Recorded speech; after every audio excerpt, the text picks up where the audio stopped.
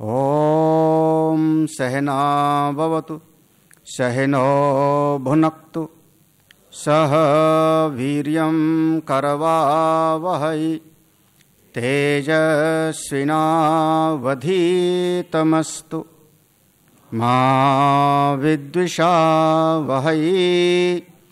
ॐ शान्ति शान्ति शान्तिः।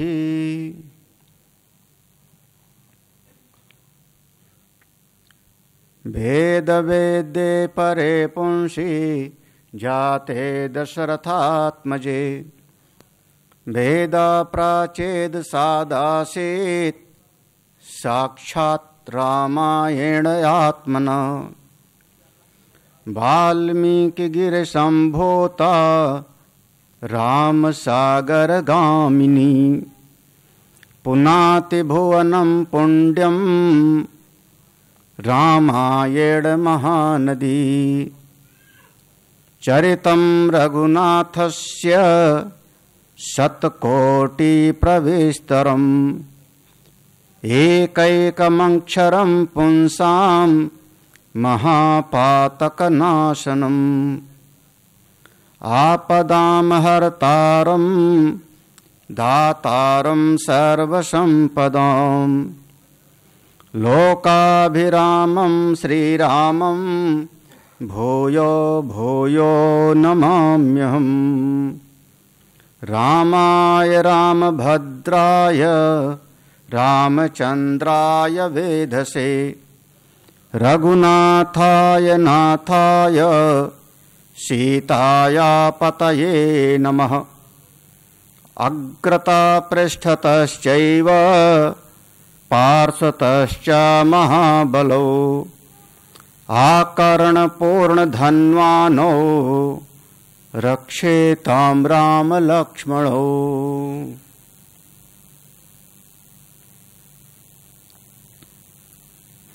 विश्वनाथ मम नाथ पुरारी त्रिभुवन महिमा विदित तुम्हारी।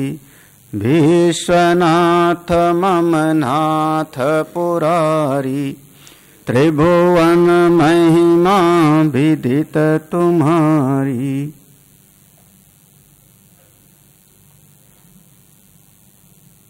संपूर्ण विश्व के नाथ आप स्वयं सच्चिदानंद पर ब्रह्म हैं।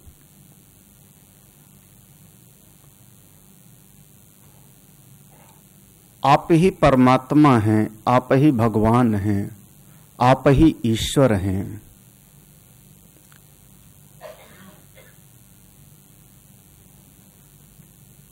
मैं आपसे पृथक नहीं हूं, आपसे अलग नहीं हूं।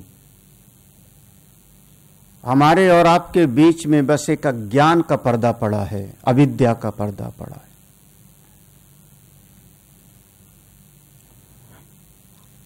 अविद्या से ग्रसित जो शुद्ध चेतन है वही जीव अपने आप को कर्ता भोक्ता मान करके फिर सुखी दुखी होता है। उन परमपिता परमेश्वर की अनुकंपा आज की कथा में हम लोग प्रवेश करते हैं। आप सभी हैं वही परब्रह्म स्वरूप ही। ममई वांसो जीवलोके जीवभूता सनातनः।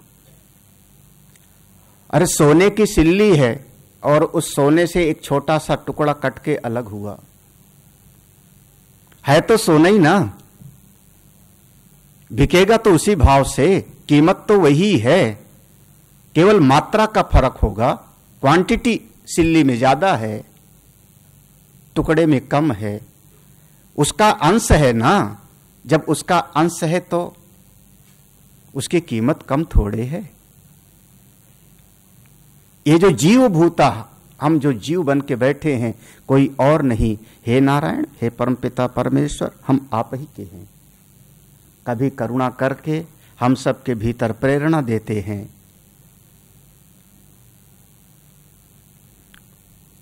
सार्व उर पुरवासी,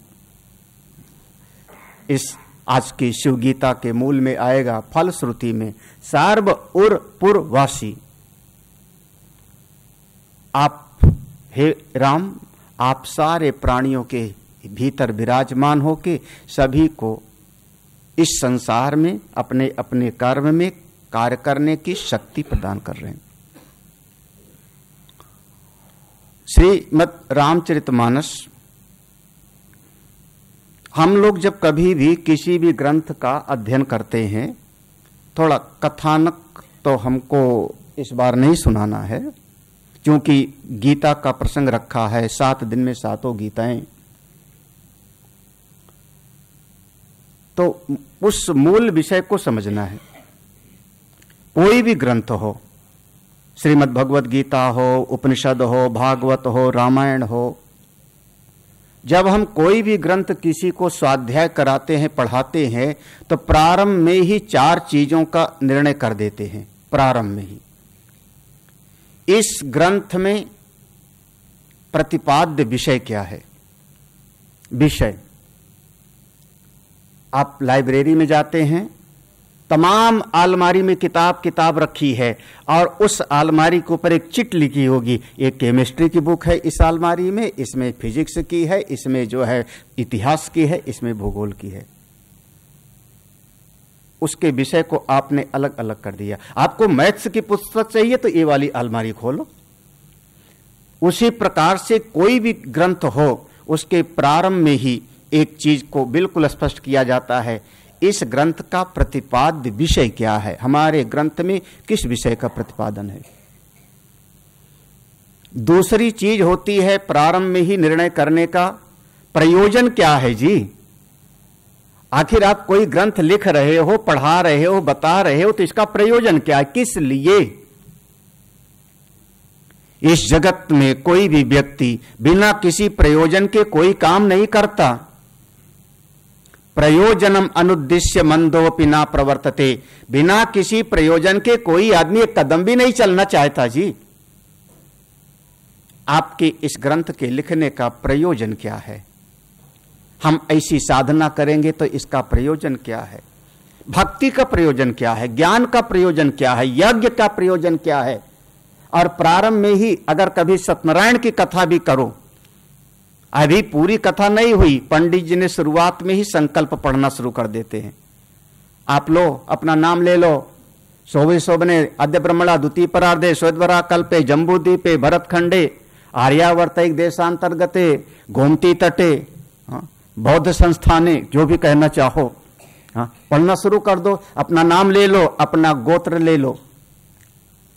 अब आप वहां पर अपना प्रयोजन सुनाना शुरू कर दोगे। पंडित जी का शब्द ध्यान से सुनो, हाँ क्या क्या बोलेंगे।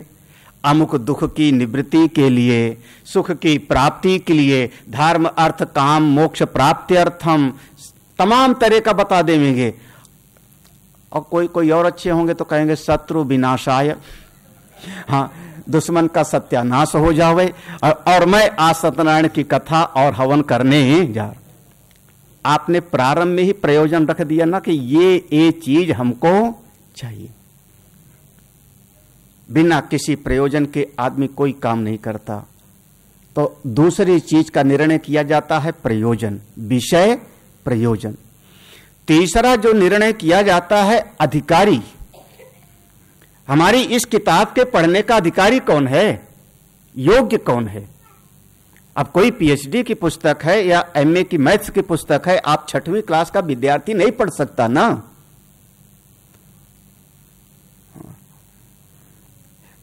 हमारे पास राम जन्मभूमि का जो निर्णय हुआ, वो तीन भाग में उसका निकाला ना, राम जन्मभूमि वाला 3 वैल्यू में निकाला उसका जो है हमारे पास आया हुआ है, तीनों रखा हुआ है। अब वो पढ़ते हैं उसको। कई बार मैंने कोशिश किया कि पूरा पढ़ूं, लेकिन हमको लगता है कि इसको हमारे लिए जरूरत नहीं। इधर का पन्ना खोल के पलट दिया, उधर का पन्ना देखा, उधर का पन्ना देखा। लेकिन अगर कोई वकील होंगे राम सेवक जैसे तो एक एक पंक्ति उसको पढ़ेंगे, एक एक लाइन पढ़ेंगे, क्योंकि उनका उस विषय है, वो उसको समझते भी हैं। हमारे उस काम का नहीं। हमने थोड़ा कुछ उसका जजमेंट देख लिया। ऐसे बहुत सारी चीजें हैं। इसका अधिकारी कौन है? 3 चीज हो गया, विषय, प्रयोजन, अधिकारी। मिश्रा जी आज सवेरे से यही चल रहा है ना आज सवेरे 2 घंटा तुम यही। हाँ, 3 चीज, विषय, अधिकारी और प्रयोजन। और चौथी चीज है, ये जो अधिकारी है जो चाहता है, इसका जो प्रयोजन है भविष्य में जहां पहुंचना चाहता है, इसके और उस प्रयोजन के बीच में संबंध क्या है? कितनी दूर चलेगा तो अपने गंतव्य तक पहुंचेगा, कितनी साधना करेगा तो वहां तक पहुंच जाएगा, संबंध क्या है? तो ये 4 चीज का निर्णय प्रारंभ में किया जाता है। रामचरितमानस का ये चारों चीज विचार करो क्या है। तो सबसे पहले विषय, पहला शब्द है हमारा विषय। रामायण में किस विषय का निर्णय किया गया? तो कहा, गोस्वामी जी ने लिखा, ये ही महा आदि मध्य अवसान प्रभु प्रतिपाद्य राम भगवान। देखो गोस्वामी जी का निर्णय, जे ही मां, मैं उस ग्रंथ को सामने रख रहा हूं। जे ही महा आदि, आदि माने प्रारंभ में, मध्य माने बीच में, अवसान माने अंत में। जे ही महा आदि मध्य अवसान प्रभु प्रतिपाद्य, भगवान ही इसमें प्रतिपाद्य विषय हैं। हम भगवान को बताना चाह रहे हैं। कौन सा भगवान? चतुर्भुज, नारायण, शिव, दुर्गा, गणेश, कौन से भगवान? तो कहते हैं प्रभु प्रतिपाद्य राम भगवान। मैं इस ग्रंथ में जो हमारा प्रतिपाद्य विषय है, हम प्रभु श्री राम की महिमा का वर्णन करने जा रहे हैं। हमारी शरण में आओगे, रामचरित का स्वाध्याय कथा सुनोगे तो भगवान राम से प्रीति होगी, भगवान राम आप पर करुणा करेंगे, और जिन पर राम कृपा करें तो उसके तो जीवन का परम कल्याण ही हो जाएगा। हमारे ग्रंथ का मूल विषय प्रभु प्रतिपाद्य राम भगवान। कौन है? प्रभु हैं, प्रभु माने स्वामी, राम है, वही राम है, और कैसे हैं? वही भगवान है। आगे हम भगवान की चर्चा बाद में करेंगे, भगवान शब्द की। विषय पहली चीज हो गई। दूसरा चीज है प्रयोजन। गोस्वामी जी जब रामायण लिखते हैं तो इसमें जगह जगह पर कई प्रयोजन का इन्होंने वर्णन कर दिया। पहला प्रयोजन उन्होंने कल ही हम लोगों ने पढ़ा था, स्वांता सुखाय तुलसी रघुनाथ गाता। मैं किस लिए तुलसी, मैं तुलसी रामायण की रचना करने जा रहा हूं, किस लिए? स्वांतः सुखाय, हमारे अंतःकरण को आनंद मिले, हमारे हृदय में उल्लास हो। अरे आप ऐसी चर्चा करो जिससे आपका हृदय प्रफुल्लित हो, ऐसी बातचीत करो जिससे आपका मन आनंदित हो। वो बात भी क्या करना कि 2-4 घंटे बात किया, 2-4 घंटे व्यवहार किया और आपका जीवन दुखमय हो जावे, वो कोई बहुत समझदारी की बात नहीं है। अगर किसी के साथ व्यवहार करने में हमारे चित्त को विक्षेप होता है तो अपने आप को किनारे करना सीख जाओ। लेकिन आपके हाथ में आपका अपना मन है, आप संत हृदय को संभालो। जब आप एक बार कहते हो कि मेरे हृदय में राम है, कण कण में भगवान है, सबके हृदय में भगवान है, तो अपने हृदय में विक्षेप, चिंता, दुख, उसकी आग क्यों जलाओ? स्वांता सुखाय, मैं वही शब्द बोलूंगा जिससे मेरे अंतःकरण को सुख हो, मैं वही व्यवहार करूंगा जिससे मेरे अंतःकरण का सुख हो, मैं वही दिनचर्या करूंगा जिससे मेरा हृदय आनंदित हो। मैं रामचरितमानस लिखने जा रहा हूं इसलिए स्वांता सुखाय। अब इससे दूसरे को भी आनंद मिल जाए तो बहुत बढ़िया। हम मना थोड़े करते हैं। एक बगीचे में पुष्प खिला है, कोई पुष्प किसी को सुगंध देने नहीं जाता, कोई पुष्प किसी को सुगंध नहीं देने जा रहा है, बस कली है अपने आप को विकसित करती है, अपने आप का विकास है। जो पास में आएगा उसको सुगंध मिल जाएगी, जो उसके पास बैठेगा वो सुगंधित हो जाएगा, जो दूर रहेगा अपनी उसकी इच्छा है। लेकिन कोई पुष्प किसी को सुगंध नहीं दे रहा, सूर्य देवता किसी को प्रकाश नहीं दे रहे, वो अपनी महिमा में हैं, अपने स्वरूप में विराजमान हैं।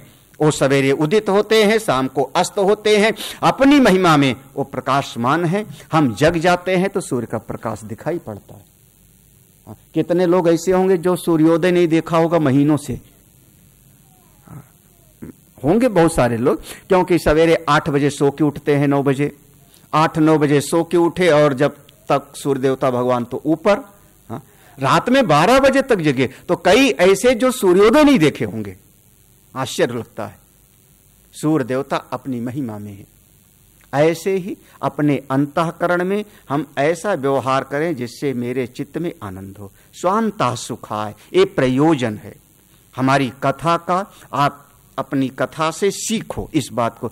अगर किसी के साथ व्यवहार से आपके चित्त में विक्षेप पैदा होता है तो समझदारी इसमें है कि उससे अपने आप को किनारे कर लो। अगर कर सको तो।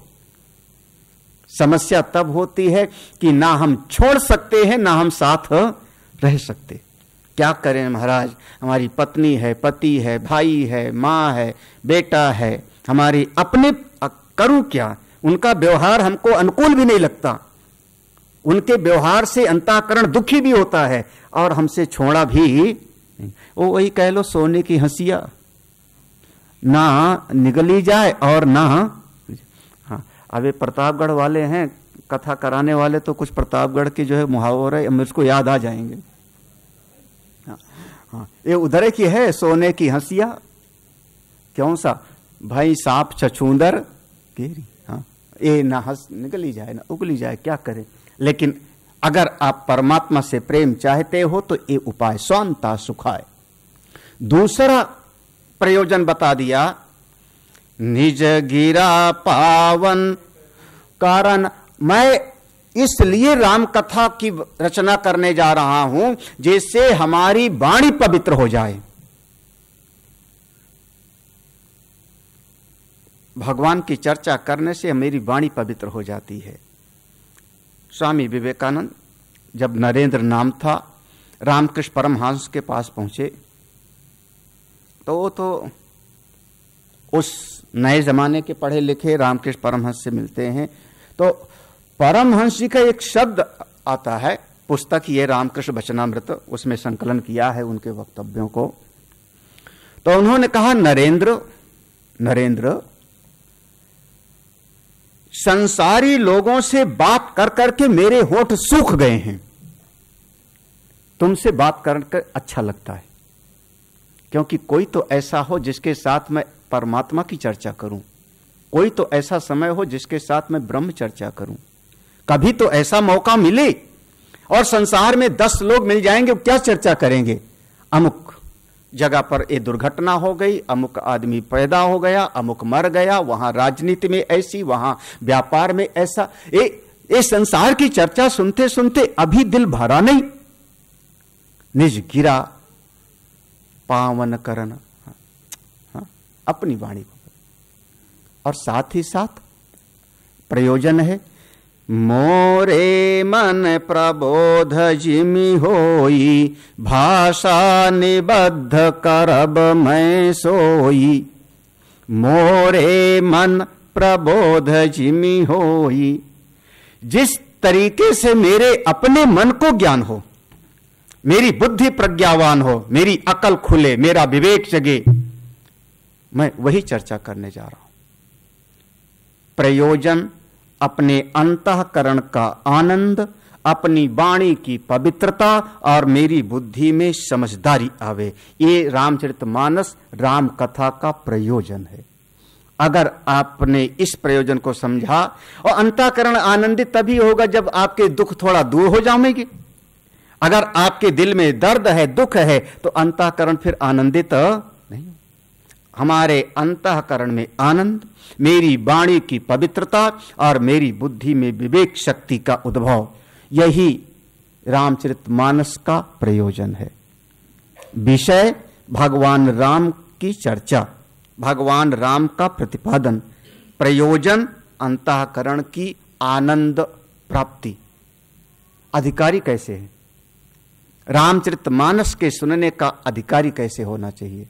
लिखा, श्रोता सुमति सुशील सुचि कथा रसिक हरिजान पाय उमा अति गोप्यमपि सज्जन करहि प्रकाश। ये रामायण के ही प्रसंग हैं, ये रामायण के ही हैं। भगवान शंकर जी पार्वती से कहते हैं, हे पार्वती श्रोता कैसे हो? श्रोता सुमति सुशील सुचि कथा रसिक हरिजान। ये कुछ लक्षण बताएं। सबसे पहले जो कथा को सुनने वाला है विवेकी होना चाहिए, समझदार होना चाहिए। सुमति, सुमति कुमति सबके उर सुमति वाला हो, उसमें छिद्रा अन्वेषण न करे। हाँ, 1 घंटा का कोई महात्मा ने प्रवचन किया, 1 घंटे में 50 उन्होंने बात बताई। एक कोई ऐसी बात बोल दी, आदमी आता है छिद्रान्वेषी, वो महाराज ने ऐसा क्यों बोल दिया? अरे 50 और बातें हैं, उसको आप ग्रहण करो।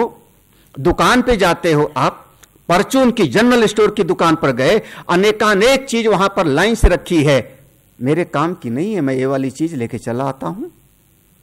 मैं किसी से घृणा थोड़े करता हूं। उसकी दुकान पर अगर आप उत्तराखंड चले जाओ, हाँ चंदोला तो नहीं बैठे हैं, आप चश्मा लगा के ढूंढना पड़ेगा कि ऐसी दुकान से मैं कोई चीज खरीदूं जिस पर वो सफेद आलू न रखा हो। समझे? सफेद आलू? हाँ, नहीं समझे? पहाड़ में चले जाओ, नेपाल में चले जाओ, हिंदू राष्ट्र हमारा, भले अब उसको नहीं कह रहे हैं, लेकिन फिर से आंदोलन चल रहा है हिंदू राष्ट्र बनाया जावे। आप एक दुकान ढूंढो, मिलेगा कहीं ना कहीं, लेकिन मुश्किल से जिस दुकान पर देखोगे वो अंडा रखा हुआ है, वो उसी दुकान से हमको खरीदना पड़ता है। पानी भी खरीदना है उसी दुकान से लिया, हमारे काम का वो नहीं। मैं कोई वो डंडा लेके उसकी उस चीज को तोड़ना थोड़े शुरू कर देता हूं, मेरे काम का नहीं है, हाँ, मेरे उपयोग का नहीं। ऐसे ही श्रोता इतना विवेकी हो कि अपने साधन की चीज को ग्रहण कर लो, किसी का आप लड़ाई झगड़ा मत करो, निरादर मत करो। क्या कहा? साधु ऐसा चाहिए जैसा सूप सुभाव, सार सार को गहिरथ है थोथा दे उड़ाए। आप ऐसे बुद्धिमान बन जाओ। श्रोता सुमति, सुमति ठीक है, पहली चीज। दूसरी चीज है सुशील, विनम्र होना चाहिए। अब आ गया श्रोता, गुरु जी के पास बैठ गया, प्रणाम किया, मन में आता है महाराज कोई इतना थोड़ा आप भी जानते होंगे, थोड़ा मैं भी जानता हूं। तो वो जो विनम्रता है ना, वो जो इस ज्ञान का, हमारे पूज्य गुरुदेव अब यहां पर बैठ करके वो कहने में कोई संकोच नहीं, हमारे पूज्य गुरुदेव बहुत, उनका ऐसे प्रवचन होता था ऑडिटोरियम में, प्रेक्षागृह में, दिल्ली में भी मैं सुना, साउथ में कई जगहों पर।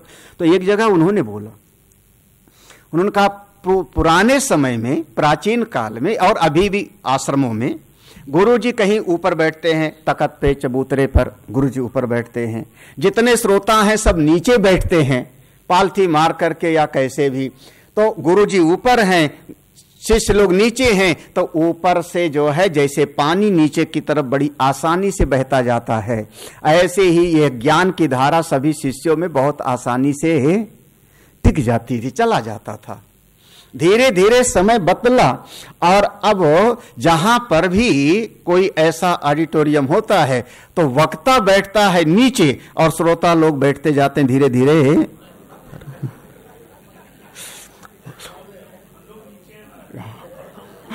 देखा, आगे वालों ने कहा हम नीचे हैं लेकिन ऊपर हो। अच्छा, कुर्सी पे बैठे हो कि पालथी मार के?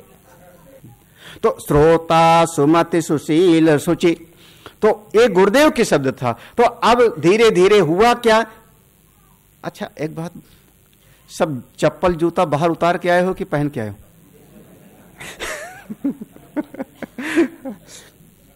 2-4 उतारे होंगे, बाकी तो ज्यादातर पहन के आए ना। तो अब वो ज्ञान, तो गुरुदेव कहते थे अब इस प्रकार से जब ऊपर की तरफ हो गए तो हमको मोटर लगाना पड़ता है इस ज्ञान को उठाने के लिए, जैसे पानी को उठाने के लिए उठता है, कभी कभी नहीं उठता वो अलग चीज है। सुशील, विनम्रता। अब ये ऊपर बैठने के, अब कुर्सियां है तो यहीं बैठना है, ऐसी बात नहीं। हृदय से विनम्रता हो। मैं सत्संग सुनने के लिए आया हूं, मैं प्रभु चर्चा सुनने के लिए आया हूं। चित्त के भीतर एक भाव हो, सब हमको नहीं पता है जी, बहुत कुछ है जो जानना अभी हमको बाकी है, बहुत कुछ जानना बाकी है। और मुझको तो बिल्कुल मधुमक्खी जैसे बनना है, मधुमक्खी जैसे बनना है। अगर आप समझदार हो, विद्वान हो तो मधुमक्खी 50 फूलों पर बैठती है, प्रत्येक फूल से वो पराग ग्रहण कर लेती है, किसी फूल की पंखुड़ी को तोड़ती नहीं। और छांदोग्य उपनिषद में वर्णन किया, छांदोग्य उपनिषद में वर्णन किया मधुमक्खी कैसे, उसका नाम है मधु विद्या।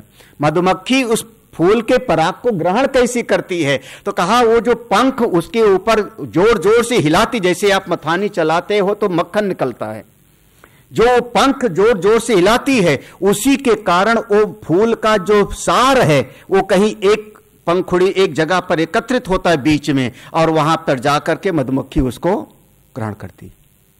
ऐसा होता है। ऐसी साधना से, सेवा से हम इस ज्ञान को ग्रहण कर ले। हमको किसी का जो है कोई विरोध नहीं करना है। सुमति, सुशील, सुचि, हृदय पवित्र हो, और साथ ही साथ कथा से प्रेम हो। हाँ, भगवान की कथा। अच्छा, भगवान की कथा है तो चाहे टेढ़ी मेढ़ी होवे, हमको क्या। हाँ, मैं आपके बच्चे की चर्चा करना शुरू कर दूं, आपका बेटा कैसा है, पोता कैसा है, देखो आप बिल्कुल दिल से आप बताना शुरू कर दोगे, क्योंकि वो बेटा आपका अपना है, पोता आपका अपना है, बच्चा आपका अपना है। जरा सा चर्चा कर दे तो आप बिल्कुल हृदय से, वो ऐसा है, वहां पर हमने उसको ऐसा पढ़ाया, वो ऐसा करता है, स्वामी जी अच्छा बच्चा है, सब बताना शुरू कर दोगे। क्यों? क्योंकि आपका अपना है। भगवान तो मेरे अपने हैं ना। जिसके साथ अपनापन बन जाता है उसकी चर्चा सुनने में हृदय गदगद होता है, बोरियत नहीं महसूस होती। शर्त है कि अपनापन होवे, अपनापन। भगवान मेरे अपने हैं। कथा रसिक हर जान, एक कथा का रस तो बस उन्हीं को प्राप्त होता है। ऐसा कोई श्रोता मिले, श्रोता माने विवेकी हो, सुशील, विनम्र हो, मन उसका शुद्ध हो, भगवान की कथा से प्रेम हो, ऐसा कोई श्रोता मिले तो जो वक्ता होते हैं उनके हृदय से सारा ज्ञान प्रकट हो जाता है। पाई उमा अपि गोप्यमपि, जो रहस्यमयी है, जो सबको बताने वाली बात नहीं होती, वो भी आचार्य लोग उसके सामने खोल के रख देते। इसलिए कथा का अधिकारी ऐसा होता है। राम कथा के ते ही अधिकारी, जिनके सतसंगति अति प्यारी, ता कहूं यह विशेष सुखदाई, जाहि प्राण प्रिय श्री रघुराई। राम कथा के ते ही अधिकारी। अधिकारी कौन? जिनको सत्संग से अतिशय प्रेम है, सत्संग से प्रेम है। अपने चित्त को ऐसा बनाओ। विषय रामायण का, भगवान का स्वरूप का वर्णन, प्रयोजन अंतःकरण की आनंद की स्थिति, वाणी की पवित्रता, बुद्धि में ज्ञान। अधिकारी ऐसा हो। अब संबंध क्या है? तो रामायण के संबंध में और उपनिषद के संबंध में फर्क है, यहां अंतर हो जाएगा। जो सवेरे लोग आए थे तो सवेरे हमने कोई संबंध पर चर्चा किया था, उसमें और इसमें फर्क होगा। यहां पर संबंध है, आप भगवान की भक्ति करो, जब करोगे तभी तो फल मिलेगा। जब इस दुनिया में बिना कुछ किए मिलता नहीं, इस जगत में बिना किए कुछ नहीं मिलता। कोई भी फल की प्राप्ति आपको कर्म से ही होती। धन चाहिए, घर चाहिए, आपको यहां तक कि किसी का प्रेम भी चाहिए, तब भी आपको कुछ ना कुछ करना पड़ेगा।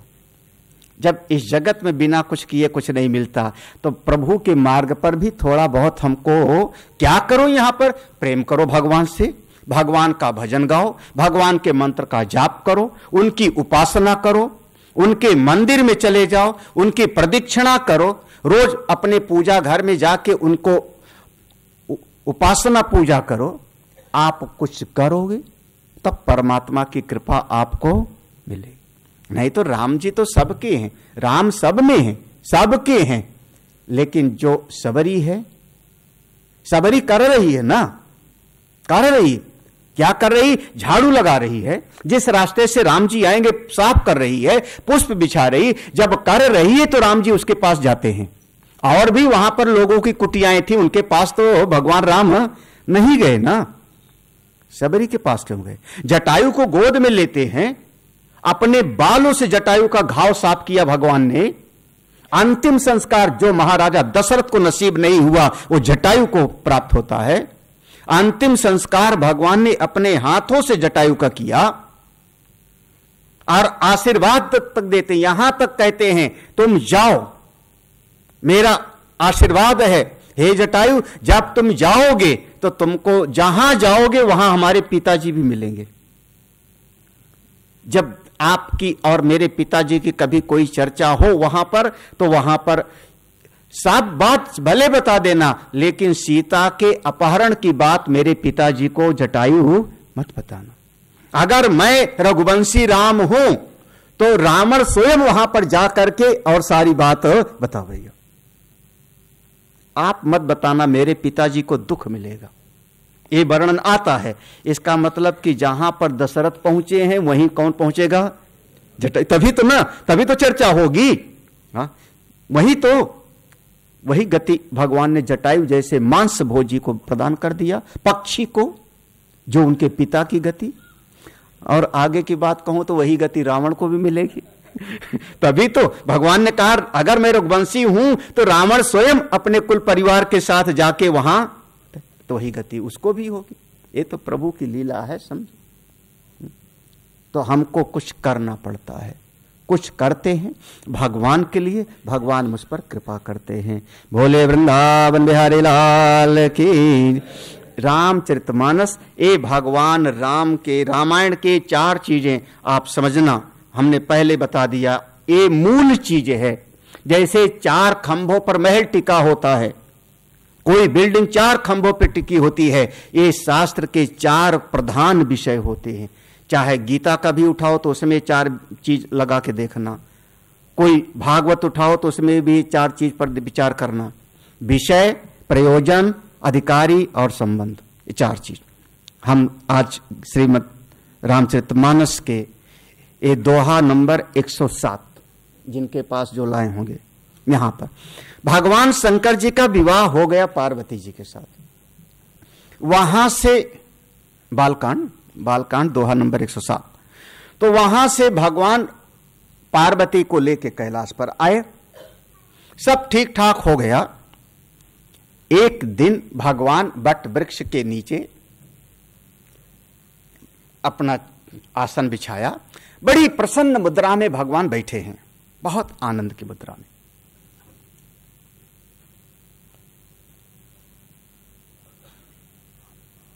मां पार्वती जी ने देखा आज भगवान बड़े प्रसन्न हैं। मां पार्वती जी पहुंची, जाके प्रणाम किया, और यहीं पर मां पार्वती जी का पहला संबोधन था, विश्वनाथ मम नाथ पुरारी, त्रिभुवन महिमा विदित तुम्हारी, चर अरु अचर नाग नर देवा, सकल करहि पद पंकज सेवा, प्रभु समर्थ सर्वज्ञ शिव, सकल कला गुण धाम, जोग ज्ञान वैराग्य निधि, प्रणत कल्प तरुणाम। सबसे पहले मां पार्वती जी ने भगवान के स्वरूप का, उनके प्रभाव का वर्णन किया। देखो भगवान शिव के साथ कैसा, आप सारे विश्व के स्वामी हो, सारे जगत के स्वामी हो। अच्छा, कोई सारे जगत का स्वामी है? हाँ, जैसे आप लोग कहते हो महाराज आप तो अंतर्यामी हैं, सर्वज्ञ हैं। अंतर्यामी हैं, सर्व, आपके लिए तो सब समान है। मैंने कहा हाँ बहुत अच्छा है, हमारे लिए सब समान है। बोले फिर महाराज आज हमको आप जो है पूरा ब्रह्म विद्या पढ़ा दो, आज ही पढ़ा दो, क्योंकि कल की टिकट, रिटर्न टिकट हम लेके आए हैं। कैसे पढ़ा दिया जावे, कैसे पढ़ा दिया जावे? हाँ। अच्छा, आपके लिए सब समान है कि नहीं? नहीं है ना? आपके लिए तो सब समान नहीं है। हमको एक घटना भूलती नहीं, हमारे लखनऊ की घटना है। एक कोई भगत हमारे पास आए और हमारे शिष्य की उन्होंने दर्जनों बुराई किया, हमारे शिष्य की दर्जनों बुराई किया। स्वामी जी ये ऐसा है, ये ऐसा है, ऐसा है, इसमें गलती नंबर 1, गलती नंबर 2, गलती नंबर 4। करीब 15 मिनट में सुनता रहा। 15 मिनट मैंने बड़े ध्यान से उनकी सारी बुराई सुना, और एक बार तो 4 पन्ने की चिट्ठी भी लिख करके दिया हमको।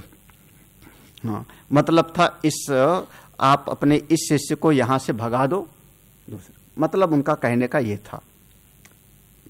तो हमने उनकी पूरी बात सुनी, और संयोग की बात कि उनके घर की बात भी मैं जानता हूं, उनके बाल बच्चों को भी मैं जानता था, सब, जिसको कहते हैं दाई से पेट नहीं छुपता तो मैं सब जानता था।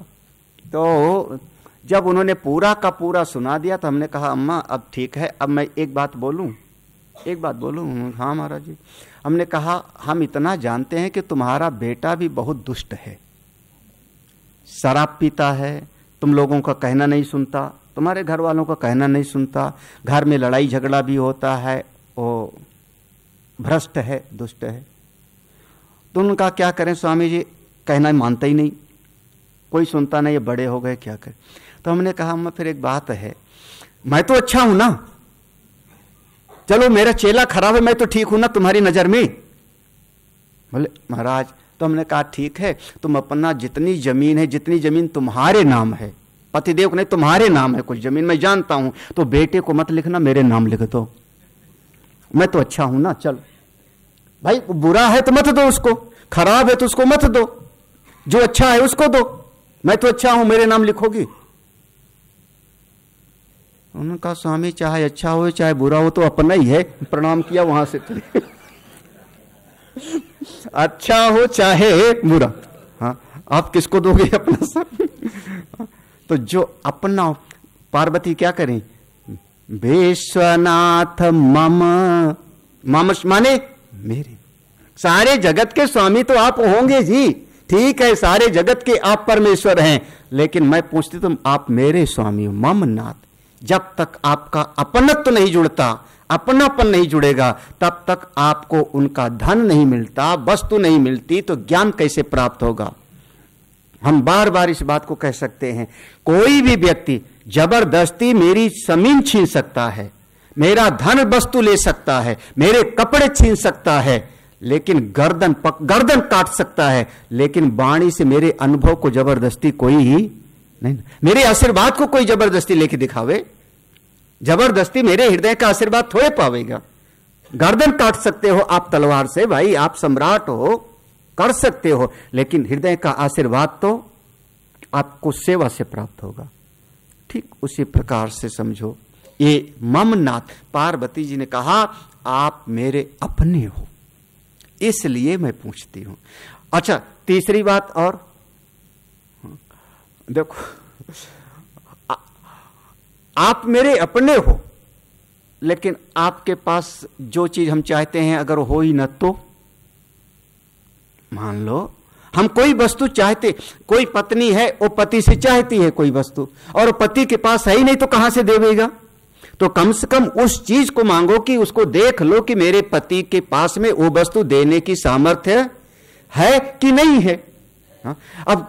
अब ठीक है, आपकी जितनी बैठी हैं सबके सब आप मांग लो कि हमको जो है अपने पति से मांगो कि हमको समुद्र में चलने वाला एक याच चाहिए जो मुकेश अंबानी ने दिया है अपनी बीवी को। हाँ, पता है, हाँ, 400 करोड़ का उसने गिफ्ट दिया है, बर्थडे गिफ्ट। अब आप चाहे जितना रो और चाहे जितना चिल्लाओ, जब उसके पास है ही नहीं तो कहां से देगा? यही ना, कहां से देगा? तो उसकी सामर्थ्य को भी तो देख के मांगना पड़ेगा ना, कि सामने वाले की हैसियत। तो पार्वती जी कहती क्या है, प्रभु समर्थ। देखो, प्रभु समर्थ, मैं जो मांगने जा रहे हूं, कहने जा रहे हूं, उसको आप देने में समर्थ हैं।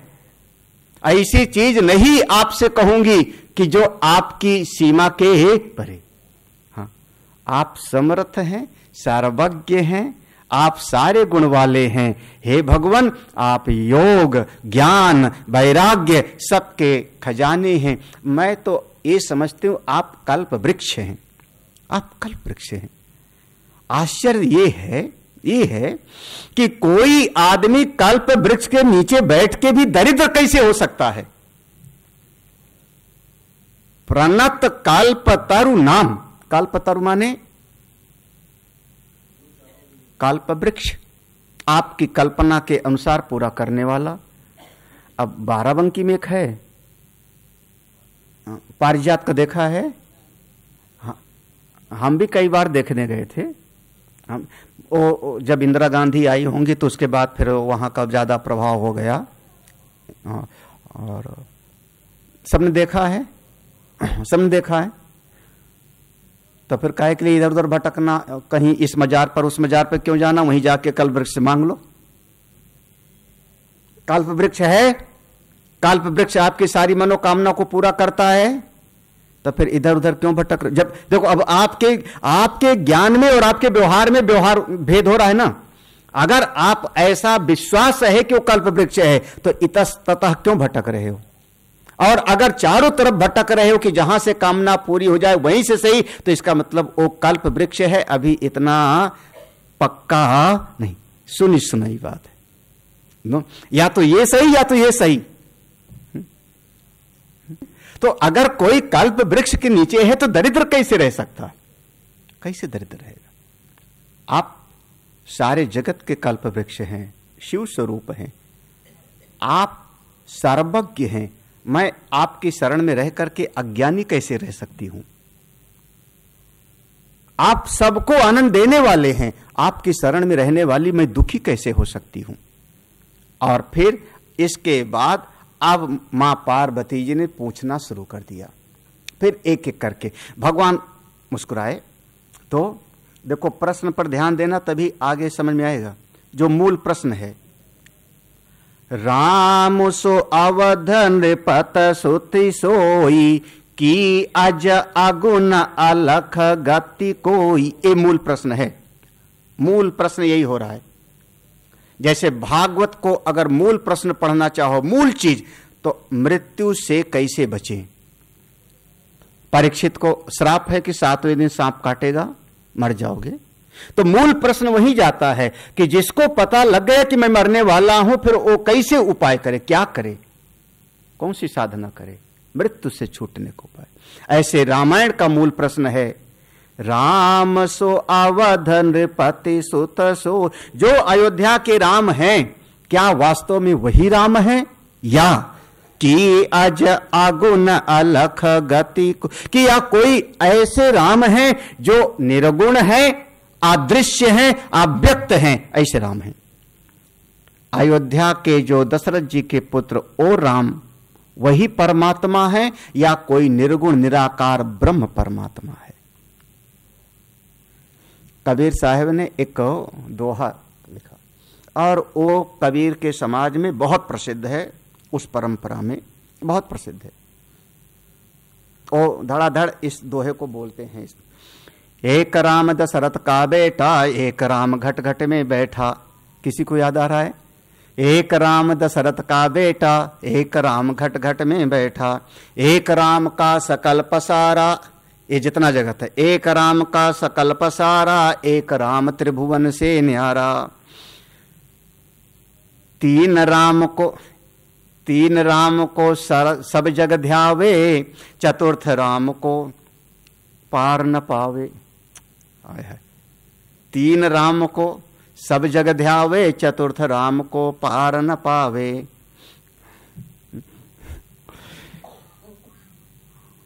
समझ में आया? एक राम दशरथ का बेटा, बिल्कुल सही है।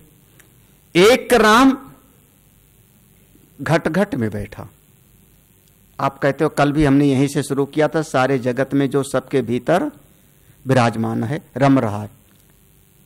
दो, एक राम का सकल पसारा, सारे जगत को बनाने वाला, चलाने वाला, प्रलय करने वाला कौन? वो भी एक राम ही है, ईश्वर माया उपहित चेतन, एक राम का सकल पसारा और एक राम त्रिभुवन से, तीनों अवस्थाओं से, आकाश पाताल स्वर्ग, जागृत स्वप्न सुषुप्ति, विश्व तेजस प्राज्ञ, सबसे तीनों अवस्थाओं से, तीनों गुणों से, त्रिभुवन से न्यारा। ना सत्वगुणी है, ना रजोगुणी, ना तमोगुणी, वो निर्गुण है। असल में कौन से राम की साधना करें हम, कौन से राम की उपासना करें? प्रश्न यही है। एक राम दशरथ का बेटा, एक राम घट घट में बैठा, एक राम का सारा कल्प सारा और एक राम त्रिभुवन से न्यारा। ठीक ठीक। और तीन राम को सब जगह ध्यावे, चतुर्थ राम को पार ना। जो असली है उसको तो कोई संत जानते हैं, कोई संत जानते हैं।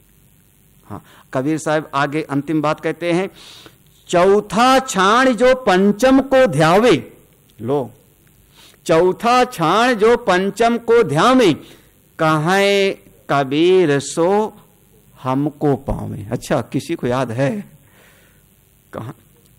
कहां? हे भगवान, आजकल सारा ज्ञान गूगल पर है। अब गुरुजी तो गूगल हो गए, देखा, ढूंढ लिया तुरंत। जैमर लगाना चाहिए। जौ नृप तनयत ब्रह्म किम नारी विरह मति भोर, देखि चरित महिमा सुनत भ्रमति बुद्धि अति मोर। जौ नृप तनय, देखो ये पार्वती का प्रश्न है। अगर ओ राम जिनको देख करके मैं संशय में पड़ी थी, मैंने जाके परीक्षा लिया और आपने हमारा त्याग किया सती के शरीर में, वो राम अगर राजा दशरथ के बेटे हैं, राजा दशरथ के बेटे हैं, तो आप उनको ब्रह्म कैसे कहते हो? आप उनका सुमिरन क्यों करते हो? आप उनको, आपने प्रणाम किया था, जय सच्चिदानंद जग पाऊं। वो सच्चिदानंद कैसे हैं? वो सच्चिद, और अगर मान लीजिए वो सच्चिदानंद ब्रह्म हैं, वो परमेश्वर हैं, तो क्या उनको इतना पता नहीं कि मेरी पत्नी कहां है? भगवान तो सर्वज्ञ होते हैं ना। अगर वो परमेश्वर है, परमात्मा है, तो परमात्मा माने सर्वज्ञ, सब कुछ जानने वाला, तो उनको पता होना चाहिए कि मेरी पत्नी कौन ले गया, कहां है, पता नहीं। इतना भी पता नहीं उनको, इतना भी पता नहीं, तो परमात्मा कैसे? कैसे परमात्मा? यही मेरे मन का मूल प्रश्न है। आप बताइए, वो क्या वास्तव में दशरथ राजा के पुत्र हैं अथवा परमेश्वर राम है? और यहां से उनका प्रश्न शुरू होता है और ये दोहा नंबर 109 तक ये लगातार, फिर 110 में तक फिर पूरा का पूरा प्रश्न की झड़ी लगा देती हैं वो। और लगभग 28 प्रश्न पूछा, 28 प्रश्न है पार्वती जी के, और 28 प्रश्न पूछने के बाद, एक दो नहीं 28 प्रश्न पूछने के बाद कहती क्या है? जाओ प्रभु मैं पूछा नहीं होई, सो दयाल राखो जानी गोई। 28 प्रश्न पूछने के बाद कहती हैं, अगर मैं कुछ पूछना भूल गई हूं तो वो भी आप छुपा के मत रखना, वो भी आप हमको हो बता देना, क्योंकि मैं तो आपकी अपनी हूं। भगवान बहुत प्रसन्न हुए और दोहा नंबर 111 यहां से जो शुरू होगा उसका नाम है शिव गीता। इतना प्रश्न हुआ दोहा नंबर 111। देखो, अच्छा, अगर मान लो हमको प्रवचन करना है तो हम भी कुछ मंगलाचरण करते हैं। कोई अच्छा काम करना हो तो दीपक जलाया गया, गणेश की वंदना की जाती है, स्तुति की जाती है, गुरु जी की वंदना की जाती है। कोई अच्छा काम करना हो तो अब भगवान शिव जी को आगे कुछ समझाना है तो पहले भगवान शिव जी ने वंदना किया, मंगलाचरण। मंगलाचरण माने मंगल धन आचरण, संधि विच्छेद करो, मंगलाचरण, मंगल धन आचरण। आपका वो आचरण जो आपके जीवन में मंगल का सृजन करे, उसी का नाम मंगलाचरण। सीधा सा सिद्धांत है। केवल हम गणेश जी को फूल चढ़ा दिए इतने से नहीं, आपका ऐसा व्यवहार, ऐसी दिनचर्या जो आपके जीवन में मंगल लावे, आपके परिवार के, उसी का नाम हुआ मंगलाचरण। तो भगवान शंकर जी मंगलाचरण करते हैं, प्रार्थना करते हैं। ये 3-4 पंक्तियां मेरे हृदय में बैठी हैं, बहुत बढ़िया है, आप लोग ध्यान से सुनेंगे तो समझे। मगन ध्यान रस दंड जुग पुनि मन बाहिर कीन, रघुपति चरित महेश तब हर्षित बर नहीं लीन। हाँ, ये भगवान अब बहिर्मुखी हुए, क्योंकि ध्यान में बैठे थे ना। जब बहुत ध्यान में बैठे होंगे तो बोलने का मन नहीं करता, तो मुनि पुनि मन बाहिर कीन, थोड़ा बहिर्मुखी हुए, आंख खोल के देखा, ध्यान बाहर ले गए। पार्वती जी पूछ रही, थोड़ी बहिर्मुखता चाहिए बोलने के लिए। तो भगवान शंकर जी अब मंगलाचरण करते हैं। झूठे सत्य जाहि बिनु जाने, जिनि भुजंग बिनु रजु पहिचाने, जेहि जाने जग जाये हेराई, जागे जथा सपन भ्रम जाई, बंदो बाल रूप सोई राम, सब विधि सुलभ जपत जिसु नाम, मंगल भवन या मंगल हारी, द्रवौ सो दशरथ अजिर बिहारी, कारी प्रणाम राम ही त्रिपुरारी, हर्ष सुधा सम गिरा उचार। देखो, कारी प्रणाम बंदों, ये क्या हो गया? मंगलाचरण हो गया। लेकिन मंगलाचरण कैसे किया है, यहां पर इसको थोड़ा शास्त्र के शब्द बोल देता हूं। शास्त्र का शब्द है, 3 प्रकार से हम लोग मंगलाचरण करते हैं, 3 प्रकार से, स्तुत्यात्मक, नमस्कारात्मक, वस्तु निर्देशात्मक। यहां पर जो भगवान, अब भगवान शिव हैं, गीता आप सुनने के लिए बैठे हो तो थोड़ा प्रज्ञा शक्ति को जगा के, यहां पर भगवान ने मंगलाचरण किया है वस्तु निर्देशात्मक।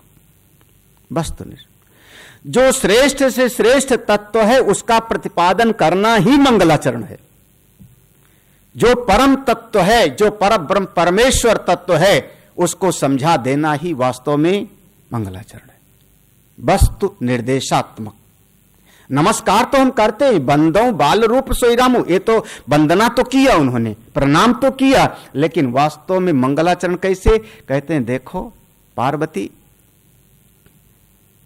ये सारा का सारा जगत जितना दिखाई पड़ रहा है, जितना ये सारी सृष्टि दिखाई पड़ रही, जगत झूठे हो सत्य जाहि बिन जान, ये सारा का सारा जगत शब्द माने इसमें 3 अक्षर मिला हुआ है, जा गा और ता।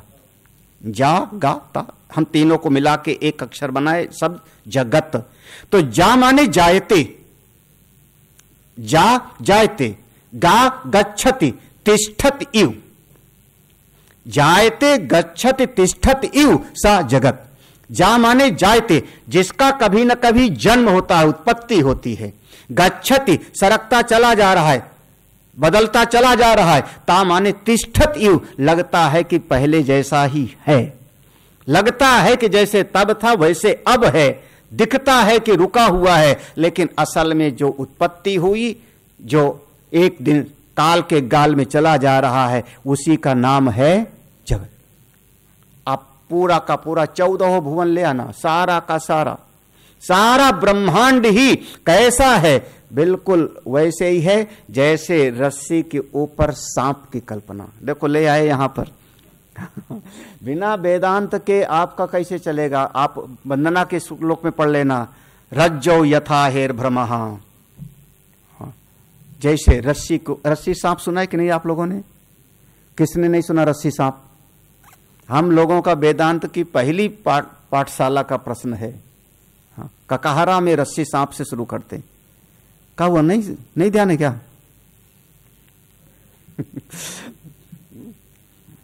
हमारे दृष्टांत हैं, जो एग्जाम्पल्स हैं, रस्सी पर सांप, आकाश का नीलापन, मृग मरीचिका, मिराज वाटर, ये सब हमारे बहुत प्रसिद्ध दृष्टांत हैं। और इन अभी हम कहीं विद्वानों के बीच में बैठे थे, कुछ विद्वानों के बीच में, तो कोई ऐसी चर्चा चलने लगी किसी और मत की, किसी और परंपरा के, किसी और मत की। तो उनका मत कोई और था।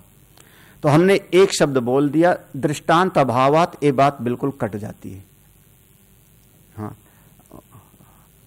दृष्टांत अभावात, कोई ऐसी बात आपने कही जिसका कोई दृष्टांत ही ना होवे, एक ऐसी बात बोली जिसका कोई एग्जाम्पल नहीं है, तो आपकी वो बात पक्की फिर नहीं हो सकती। दृष्टांत अभावात, बस एक शब्द बोला, खत्म। विद्युत समाज समझ जाता है। हमारे जब हम कहते हैं सारा का सारा जगत आपकी नजरों का भ्रम है,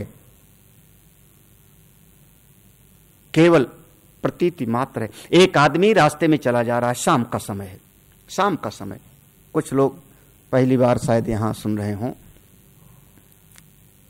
अंधेरा है, जैसे आप सत्संग से निकले और चला जा रहा है शाम के समय में, रास्ते में बहुत घना अंधेरा नहीं, जिसको घना अंधेरा कहते हो हाथ को हाथ नहीं सूझ रहा, वैसा नहीं है, और उजाला भी नहीं है, संध्या का समय है, धुंधला धुंधला सा। रास्ते में एक गोल सी चीज पड़ी हुई है, लंबी सी गोल सी चीज पड़ी हुई है। उसको देखते ही वो आदमी घबरा गया, अरे क्या है क्या है क्या है। पूरी तरह से अदृश्य नहीं है, पूरी तरह से अदृश्य होता तो कोई मन के भीतर संशय की उत्पत्ति नहीं होती। ठीक ठीक दिखाई भी नहीं पड़ा कि क्या है, एक ऐसी गोल गोल सी चीज पड़ी हुई है, और उसके देखते ही आदमी चौंका। अब उसकी बुद्धि के अंदर कल्पना चलने लगी कि मयम, एक क्या चीज है, क्या चीज है, लाठी है, भू छिद्र है, या जमीन में छेद हो गया है, या कोई और चीज है, अमुक है अमुक है अमुक है अमुक है। और अंत में मन का यह स्वभाव है कि जो खराब वाला होता है उसी को मान बैठता है, अरे अरे ये तो सांप है, ये सर्प है। अब जब एक बार उसको सर्प समझ लिया, चिल्लाया, दौड़ो मचाओ, या लाठी ले आओ, इसको मारूंगा। इतने में सामने से कोई ट्रक गुजरा, और जैसे उसका प्रकाश, हेडलाइट की रोशनी पड़ी, आपने देखा अरे अरे यहां तो सांप नहीं बल्कि है एक रस्सी पड़ी हुई थी, रस्सी पड़ी। उस प्रकाश में आपके भीतर वो जो सर्प बुद्धि थी वो गायब हो गई। इसको, इस दृष्टांत को हम कहते हैं रस्सी पर सर्प। कभी आपका अनुभव हुआ है कि नहीं? ना हुआ हो तो मैं क्या जानूं, मेरा अनुभव है रस्सी पर नहीं। अरे हम ठूंठ पर, ठूंठ वाला नहीं। जब हम पढ़ते थे हॉस्टल में तो दो लोगों का कमरा था, 2 लोग बच्चों के थे, हम दोनों थे कमरे में। हाँ, महाराज भगवान भला करे कैसे थे, एक मरिया सा टूटा सा बल्ब लटकता था बीच में जो है, हाँ, उसी में पढ़ लेते थे हम दोनों बच्चे जो है। वार्डन जो है थोड़ा सा कठोर स्वभाव के थे। तो अब एक दिन रात में मेरी नींद खुली, जरा सा खुली, तो हमने देखा क्या कि कमरे के बीचों बीच में एक सांप लटक रहा है। ये मेरा सांप लटक और हिल रहा था, हो रहा था, क्यों खिड़की खुली थी, खिड़की में से हल्की हल्की रोशनी आ रही थी। तो हम अब वो गला घिघी जैसे बन गई। हाँ, उसको बुलाना चाह रहे, उठ उठ सांप उठ, हमसे भी उठा न जावे, डर के मारे, क्योंकि जहां वहां लगता है सुरक्षित है। हाँ, जहां पड़े लगता है वहां सुरक्षित है, उठोगे तो कहीं काट लिया तो सांप तो उसको किसी तरीके से ऐसे लात मारा उसकी चारपाई पर, हिली रात, क्या है, सोने नहीं देता। हमने कहा देख सांप कमरे में सांप आ गया है।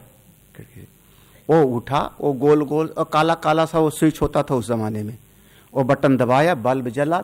जैसे बल्ब जला तो देखा क्या कि वो हम ही लोग कमरे में रस्सी टांग रखते हैं कपड़ा लटकाने को, और उसमें वो कमर की बेल्ट हम ही ने लटका दिया था।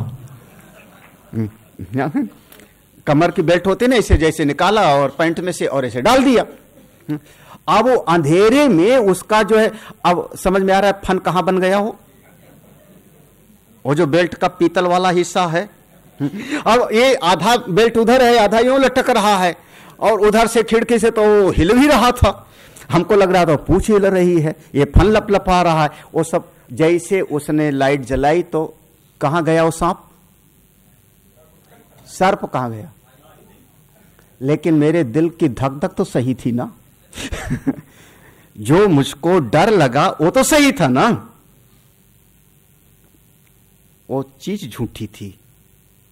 वहां पर सर्प का जो आरोपण हुआ, जैसे वहां पर थी एक बेल्ट या रस्सी, हमने उसको किसी कारण से समझ लिए सर्प। जैसे प्रकाश हुआ, रोशनी आई, वो सर्प गायब और मेरे भीतर का सारा भय भी गायब। ठीक है ना, समझ में आना चाहिए। हाँ, सारा भय भी गायब। और महाराज बिल्कुल, हे पार्वती, उसी प्रकार से ये सारा का सारा ब्रह्मांड है सर्प के जैसे। झूठे ओ सत्य जाहि बिनु जान, जिमि भुजंग, भुजंग माने सर्प, बिनु रजु पही। जब तक रस्सी को ठीक ठीक नहीं समझोगे, प्रकाश में ठीक ठीक नहीं देखोगे, तब तक सर्प आपका निवृत्त नहीं होगा, तो भय भी निवृत्त नहीं होगा। ऐसे जिसने इस सारे जगत का अधिष्ठान, जैसे सारा जगत सर्प की जगह पे और रस्सी की जगह पे परमात्मा, ये दो चीज, परमात्मा उनके ऊपर सर्प की जगह पे हमने समझ लिया जगत। इस जगत के भीतर जो ब्रह्म है उसको समझ लेगा, उसका उद्धार हो जाएगा। जो वह सर्प के मूल में रस्सी है, वो रस्सी स्थानीय जो परमात्मा है, वही राम कभी अयोध्या में आके लीला किए, उन राम की मैं वंदना करता हूं। बंदो बाल रूप सोई राम, उनकी वंदना करता हूं। आगे आगे बढ़ते हैं। यहां हे दूसरा भी दृष्टांत दिया, सपने का दृष्टांत दिया। देखो, दो दृष्टांत दिया है, एक तो रस्सी पर सांप का, दूसरा दृष्टांत दिया जगत के झूठे। जे ही जाने जग जाय हेराई, जागे जथा ब्रह्म जा।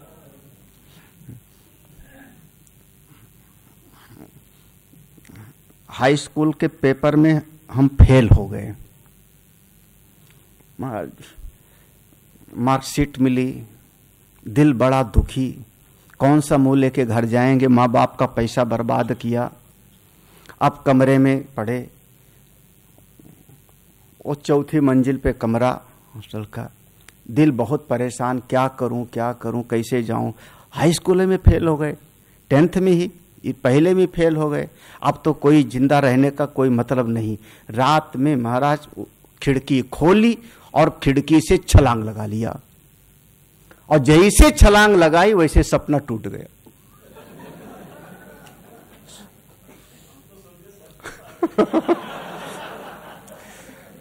तो बताओ, इतना हमको गया गुजरा समझ रखा है। हमारे चेले लोग, बताओ, हमको इतना गया कि हम हाई स्कूल में फेल हो गए। हे प्रभु बचाओ।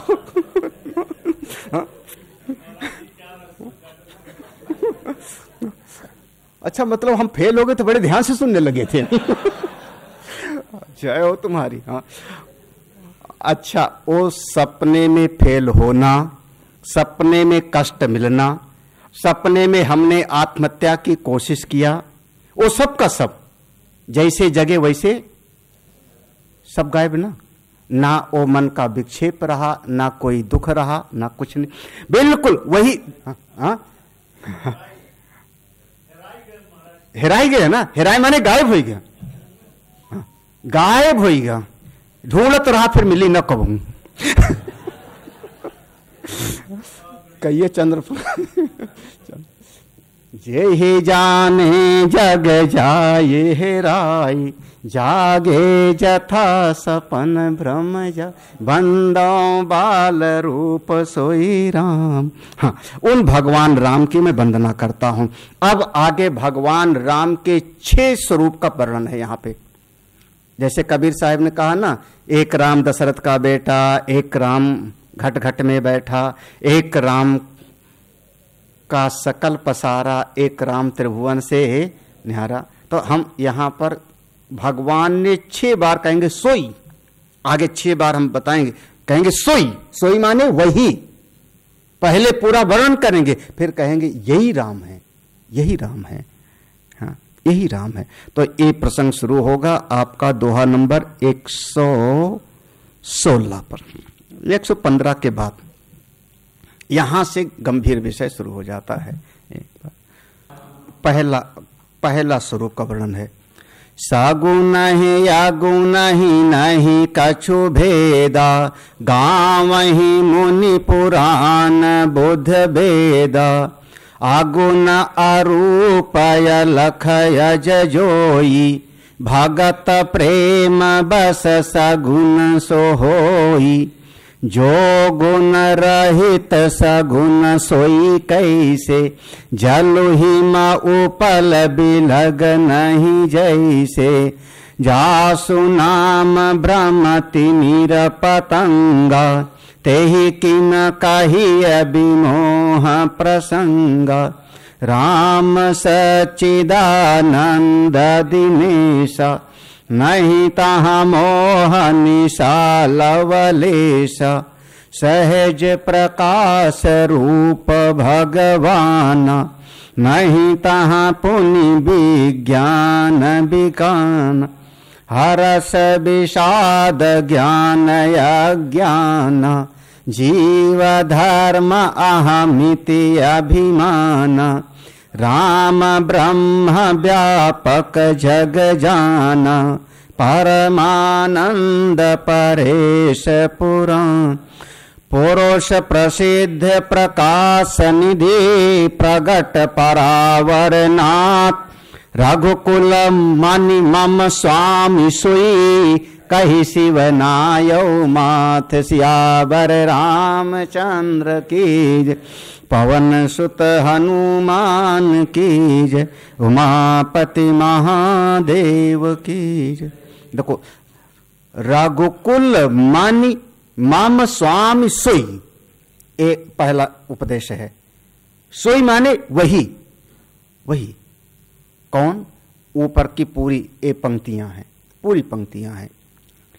हे पार्वती, जो भगवान है ना, भगवान ही निर्गुण भी है, सगुण भी है। सगुण ही अगुण ही नहीं कुछ भेद है, वो सगुण भी है, निर्गुण भी है, वही दोनों रूप में है। भेद बुद्धि ना समझी की बात। आप सगुण हो कि निर्गुण? आप सगुण हो कि निर्गुण? सगुण साकार हो कि निराकार? हाँ, अगर देखो अब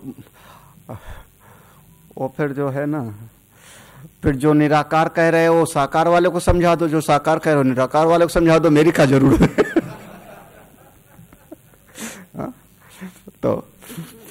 तो आपका शरीर साकार है, शरीर सगुण है।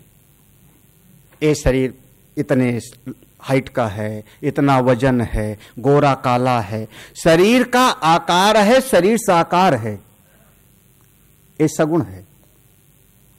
लेकिन ये शरीर जो चल रहा है, देख रहा है, बोल रहा है, जो क्रियाएं हो रही, तो इसके भीतर कोई चेतन है तब ना। अगर चेतन ना होता तो ये शरीर काम कैसे करता? ये फिर शरीर अंतिम वाला संस्कार हो जाता ना। ले चलो भैंसा कुंड पास में होगा, यहीं पर है ना। तो हाँ, यहाँ हाँ नजदीक है, हाँ उधर से आना भी नहीं पड़ेगा चिन्हाट से। तो पासे में तो शरीर आपका साकार है, सगुण है, लेकिन आपके भीतर जो चेतन आत्मा है वो निर्गुण और साकार, ठीक है ना। लेकिन दोनों के मिलने से अगर वो चेतन ना हो तो शरीर की कोई कीमत नहीं, खत्म।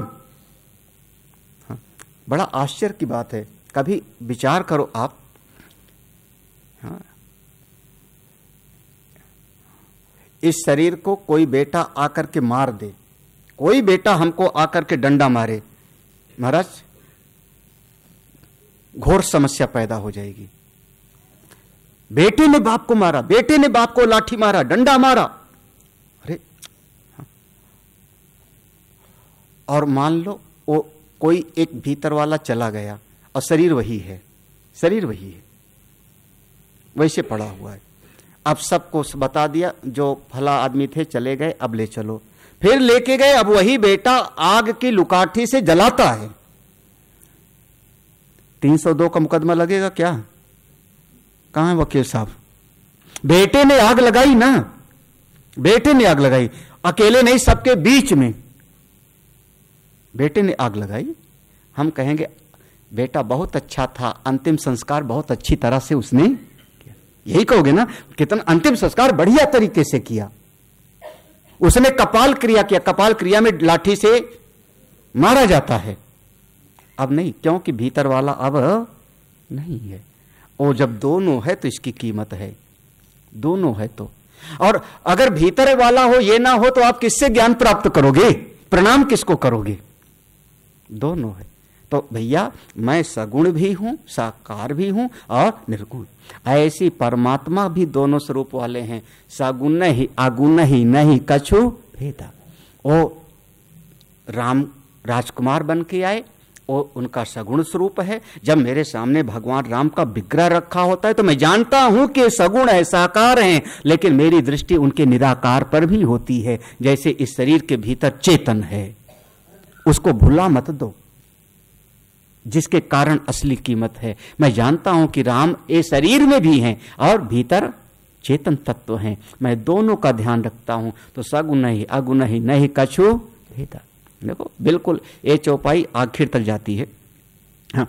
और वर्णन करते करते कहते राम कौन है? कहा सच्चिदानंद। ये भगवान शिव का पक्का निर्णय है, जय सच्चिदानंद जग पावन अस कही चले मनोज। यहां कह रहे राम सच्चिदानंद दिनेशा। भगवान राम कौन है? सत स्वरूप है, चित स्वरूप है, आनंद स्वरूप है। भगवान इतने आनंद स्वरूप हैं, इतना प्रकाश स्वरूप हैं कि वहां तो कोई अंधकार की बिसात ही नहीं चलती। ऐसे राम, ऐसे राम वो आकार में कैसे आ गए? जो निर्गुण है, सच्चिदानंद है, वो साकार कैसे बन गए? बढ़िया दृष्टांत दिया है। ये भक्ति सिद्धांत का दृष्टांत है, वेदांत का नहीं। बहुत पूरा हमारा निम्बार्क संप्रदाय का, रामानुज संप्रदाय का, श्री संप्रदाय का ये दृष्टांत है इनके भक्ति सिद्धांत। जैसे पानी है, वो पानी में थोड़ा सा वातावरण की नमी बनी और वो पानी में बर्फ बन गया। कभी आपने नदी देखा है बर्फ में जमी हुई? हाँ हाँ, अरे हाँ, मानसरोवर में हम सब शाम को गए तो नहा लिए, किसी तरीके से 3 कमंडल डाला, 3 कमंडल डाल के नहाए मानसरोवर में। महाराज आकर के 2-3 रजाई जितना था सब ओढ़ के बैठे, सो गए। सवेरा हुआ, फिर सवेरे हम पहुंच गए। फिर काफी सवेरे हमने कहा जाके हम नहा लें। जब वहां गए तो पूरा बर्फ बर्फ जमी थी उस पर। उसके बाद सब लोग और सब उठे, जब सब फिर साथ में गए, उस समय नहीं नहाए सवेरे। फिर जाकर के कमंडल से तोड़ा बर्फ को और उसमें 2 कमंडल से ज्यादा डालने की हिम्मत। 1 कमंडल डाला तो लगा कि करंट लग रहा है। हाँ हाँ, कोई गए कैलाश मानसरोवर है ना? मानसरोवर में देखो तो हाँ, दोपहर में नहाए थे ना, वो बर्फ जैसा। तो अब जो बर्फ जमा हुआ है वो बर्फ जमा हुआ पानी है कि नहीं है? बर्फ का एक आकार हो गया, बर्फ का एक आकार हो गया। चौकोर भी हो सकता है, षटकोण भी हो सकता है। बर्फ साकार है, पानी उसका चौकोर है, पानी की षटकोण। पानी निराकार है, लेकिन वही पानी जब बर्फ के रूप में जम गया वातावरण की नमी के कारण, तब वो पानी अब बर्फ के रूप में आ गया। जल जलु हिम उपल बिलग नहीं जैसे, ये है जलु हिम, हिम माने बर्फ। जैसे जल में बर्फ जम गया, वो बर्फ जम गया, तब भी वो पानी ही है। समझदारी पूर्वक विचार करो तो पानी ही है ना। हाँ? तो उसी प्रकार से भगवान वो परमात्मा एक आकार लेके आ गए, राजा के यहां राजकुमार बन के आ गए, तो भी वो परब्रह्म ही हैं, परमात्मा ही हैं। ऐसे परब्रह्म परमात्मा रघुकुल मणि मम स्वामी सोई, जो निर्गुण भी है, सगुण भी है, साकार भी है, निराकार भी है, वो प्रकाश स्वरूप परब्रह्म परमात्मा, वही राम मेरे आराध्य हैं पार्वती। मैं उन राम को मैं जानता हूं। ये पहला उत्तर हुआ। ठीक, अगला देखो। तो वो राम जब सर्वव्यापक हैं तो उन राम को सब लोग जानते क्यों नहीं? ठीक ठीक, अब गोस्वामी जी ने अगला प्रसंग लिया। अगले प्रसंग में थोड़ा सा बात कहेंगे, अब हमारे भीतर समस्या कहां से आती है। निज भ्रम नहीं समझई अज्ञानी, प्रभु पर मोह धरई जड़ प्राणी, जथा गगन घन पटल निहारी, झांप्यो भानु कहीं को बिचारी, विषय करन सुर जीव समेता, सकल एक ते एक सचेता, सब कर परम प्रकाशक जोई, राम अनादि अवधपति। देखो फिर बोला ना सोई, वो है राम मेरे परमात्मा। कौन राम? जैसे लोग अज्ञान के कारण नहीं समझ पाते, ना समझी के कारण। ना समझी कैसे? बहुत बढ़िया दृष्टांत दिया गोस्वामी जी ने। दृष्टांत क्या दिया? आकाश की तरफ देखा, आपने कहा आज तो सूर्य ढक गया है, आज सूर्य ढक गया। सही में सूर्य ढक गया है? ये वाक्य आपका सही है? सूर्य ढक गया है कि मेरी सूर्य देवता और मेरी नजर के बीच में बादल का टुकड़ा आ गया है?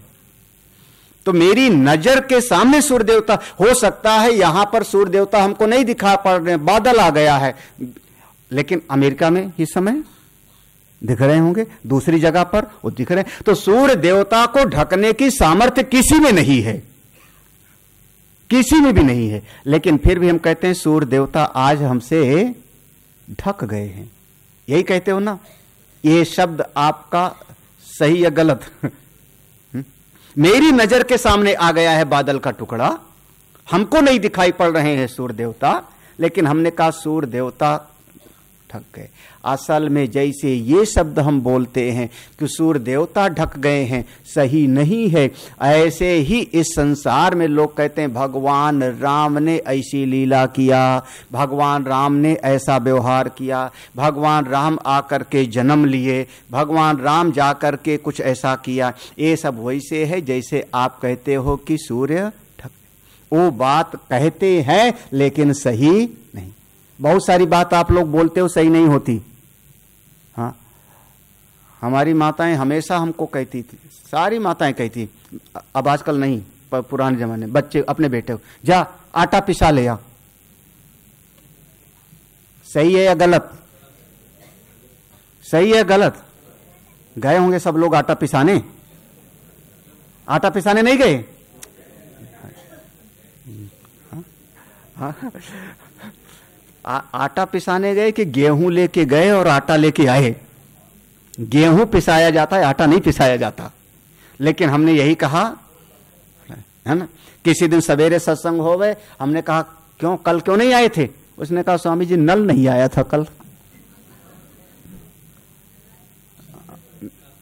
नल नहीं आया था कल। नल नहीं आया था कल, सही है कि गलत? क्या है? आप बड़ी जल्दी आप गलत बोल रहे हो, फिर भी आप ही बोलोगे। हाँ, तो जैसे ये शब्द आप बोलते हो कि नल नहीं आया था, असल में नल में पानी नहीं आया था, लेकिन आदमी ने बोला क्या? हाँ, नल बोला तो यही ना।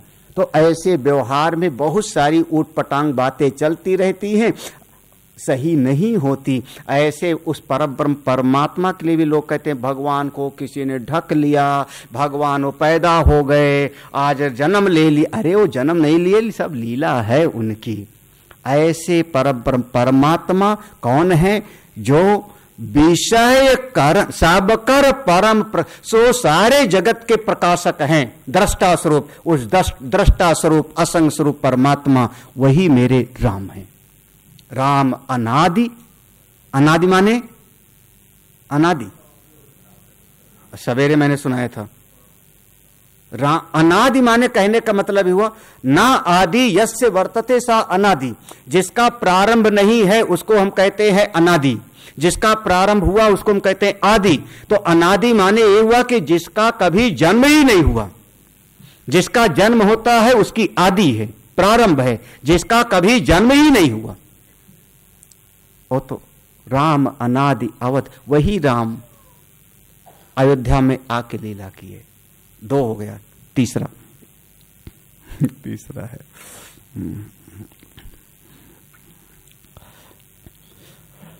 रजत। यहां पर दृष्टांत की भरमार है। रजत सीप महु भास जिमी जथा भानु कर बार, जदप वर्षा त्यो काल सोई ब्रह्म सकई को उतार। यही विधि जग हरि आश्रित राई, जदपि असत्य देत दुख आई। जो सपने सिर काटई कोई, जा बिनु जागे न दूरी दुख होई।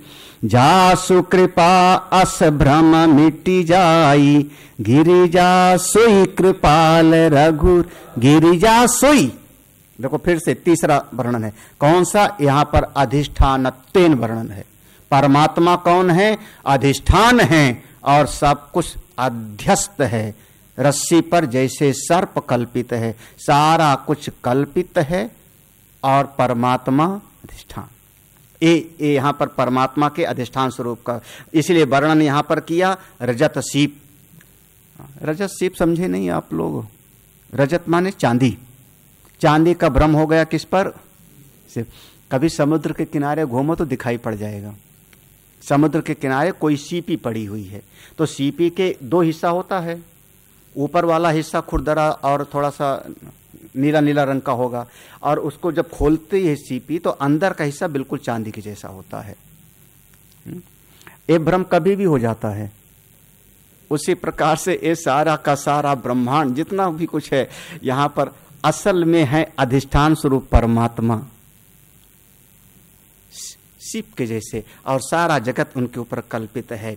हाँ, इतना है कि भाई बात तो ये है कि अगर कोई सपने में झूठी चीज में भी आपको कोई प्यास लग गई तो यहां का पानी आपको काम नहीं आएगा। सपने में आप प्यास से तड़प रहे हो तो आपको सपने का ही पानी चाहिए। सपने में कोई पानी पिलाने आ जाए तो आपकी प्यास मिटेगी ना। यहां घड़ा भी रखा हो तो सपने में प्यास से आप तड़प रह सकते हो। दोनों का धरातल बिल्कुल अलग अलग है। उस ब्रह्म ज्ञान का धरातल अलग, लौकिक जगत का धरातल अलग। हे पार्वती, जिन परमेश्वर की कृपा से, जिन परमेश्वर के ज्ञान से ये जीव का जगत के प्रति सत्यत्व बुद्धि मिट जावे, वही है राम मेरे।